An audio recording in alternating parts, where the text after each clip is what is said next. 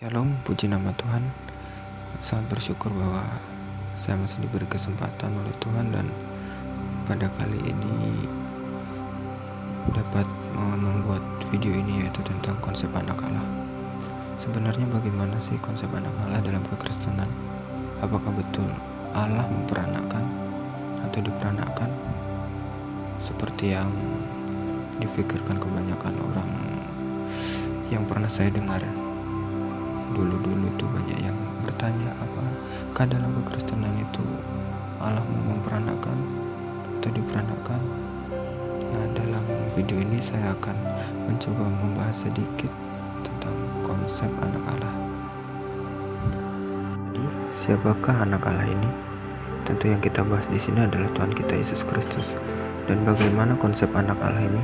Mari kita belajar bersama-sama.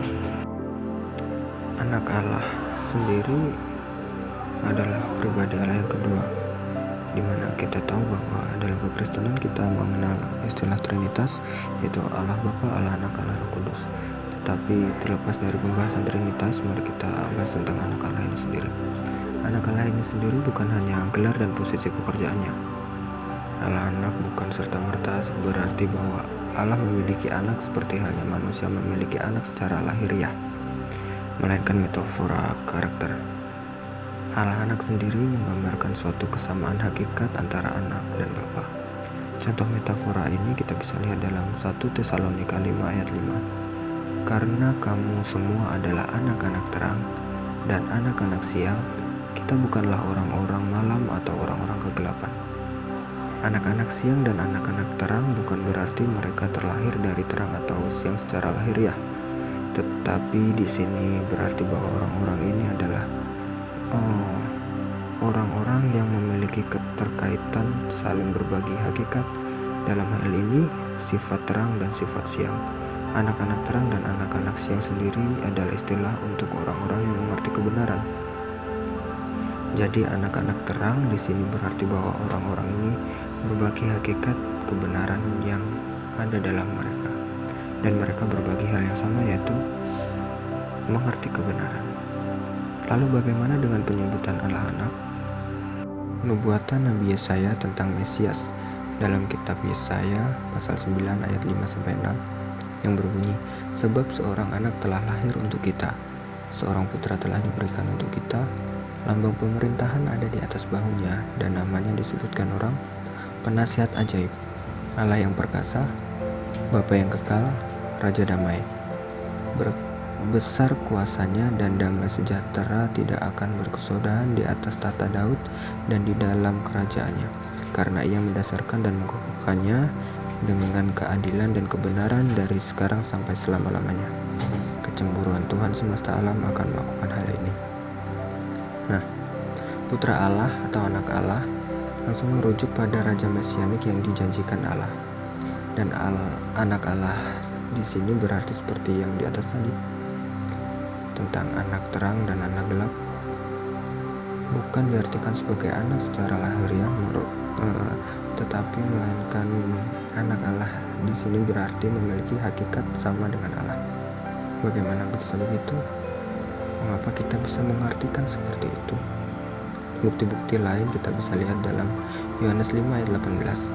Sebab itu orang-orang Yahudi lebih berusaha lagi untuk membunuhnya, bukan saja karena ia meniadakan hari Sabat, tetapi juga karena ia mengatakan bahwa Allah adalah Bapanya sendiri, dan dengan demikian menyamakan dirinya dengan Allah. Nah, di sini orang Yahudi menuduh Tuhan Yesus menyamakan dirinya dengan Allah, karena Tuhan Yesus menyebut Allah adalah Bapanya. Kenapa bisa begitu? Karena dalam bangsa Yahudi telah terkonsep bagaimana arti gelar anak Allah sendiri. Dan bagaimana dengan keilahian anak Allah ini? Dalam perjanjian baru sendiri banyak ayat yang menekankan keilahian Tuhan Yesus Kristus, seperti dalam Injil Yohanes pasal 10 ayat 22-39, yang dimana di situ dituliskan bahwa Tuhan Yesus menyatakan dirinya sebagai Mesias, dan dia menyatakan juga bahwa dia dan Allah adalah satu. Yahudi hanya mencari kesalahannya dan ingin melemparinya dengan batu karena tidak percaya.